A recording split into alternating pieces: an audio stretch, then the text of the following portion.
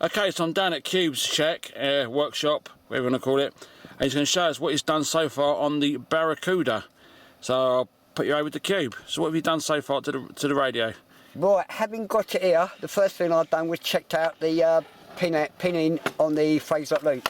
We all know what a phase lock loop is. There's one right there, and in this case it's an LC7137. Hold on, which one? Point to it again, please. There it is there, just under there if you can see it. Okay. Well, that chip? Yeah, that chip. Yeah, okay. Okay. I can see that now, yep. Now by that, it's the oscillator circuit. Okay. Now, that's a crystal, which is, most people know about CBs. Well, no, that's a 10.240 crystal. Yep. Okay, and there's your trimmer there. It is to adjust the input, the frequency of that which goes into the phase lock loop. Okay, yep. This part is known as the VCO. It is. Yep. And as I say, even though you've got that there, you've got to get that, otherwise it won't lock in. Okay. Okay. Anyway, so the bits I've changed, I changed the phase lock loop just in case, because I've had one which done it before and it weren't playing ball, because you've got an input frequency on pin 19 and you've also got the 10.240 frequency input as well. Put it together, you get what you get at the end of the day. Yep. Without explaining it all. And as I say, the capacitors near around it, there's first of all, there's a zenith diode. I don't know if you can pick it up, but there's a zenith diode in there which has got to deliver 6.2 volts into the phase lock loop. Okay. If that wasn't going, then there's a regulator down here. I think it's Q, I don't know, it's a regulator just down this part of the board. Yep. Okay. You can check for that as well if you're not getting the 6.2 volts coming out, or the voltage coming out from the regulator, which goes through here, you know, later on. Anyway, the capacitor, which also would say needs to be changed, is obviously that one and that one. Yeah. Right? Because it's an electrolytic capacitor, and dielectrics dry out, and you know, sometimes it drifts off frequency, or it goes off frequency. Okay, yep. Regardless of that, while it's here, change them, it's easy. The other capacitors around the oscillating circuit has been changed. That little one there. Yeah, I can see that one. Yep. I can't remember all C numbers, but it's on the schematics, or schematics, as just might put it. That's Doc Brown's fault, Martin McFly's fault. That's the other capacitor. But what it is, and the reason why I've been fiddling about with them, is with the frequency counter, which is up there. That's one of them. That is. Yep. And this Tektronix oscilloscope, when I connect it up, it shows me the frequency down there. Yeah, that's a better way of seeing it. Yep. I am not getting the 2760125. I can't even get it up to that. Okay.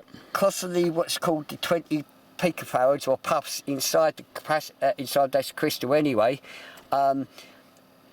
if they're slightly damaged in some way or another, you're not going to get the actual reference frequency you want. Don't matter what you try to do. Okay. Regarding the components, and for example, what's happened inside the one that came out of it, why it was so off that amount, I could not get the 10.240. I had 10.236 to 10.237 voltage. Oh, you're putting stuff in your hands here? Yeah.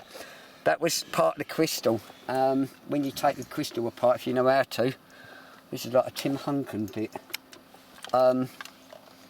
You can see that's that, and of course you get the heat on it in the right way, you pull it out. The legs broke off because it was knackered anyway. Yep. No point in trying to, you can't do nothing with that. But that's all I could show you of it in this case. Anyway, apart from that, I've got it to this state now. It's very close to on FM. We'll test that in a minute because you've got your radio up there. And we do that in the next little snip. Got a radio up there, can test it with. Okay. Okay, we're going to give it a test. So we're sitting here on channel 1 on UK, and Cube's radio is sitting there on channel 1, 27601. Let's give it a test. Audio check, 1 2 3 4, 1 2 3 4. Audio check. I think we're going into a dummy load there, so yeah, that's working okay. Go up to 14, please, Cube.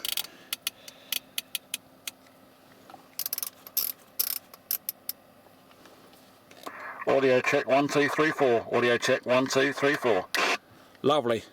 So far so good. Top of the shop. We're not going channel 90, but yeah, we'll go to 40. Check 1 2 3 4. Channel 40. Channel 40. Let's just zoom in on that one. There we go. Channel 40. Lovely. Close enough. So, do anything else need doing? You got a crystal coming in, yeah? I've got some crystals all coming. Which will make it more on frequency. Which I want the 10.240 to go slightly past that, 10.241 if it's possible, but I don't think it would. But if it goes past 10.240, I'll be able to get that frequency of 2760.125. Oh, bang on. But it hopefully bang on. But don't forget, it's an old set, and as I It's say, 42 years old. you know, you've got to allow for some tolerances to happen in life. Exactly. So, yeah, so far so good. Well done, Cube. Gary will be really happy.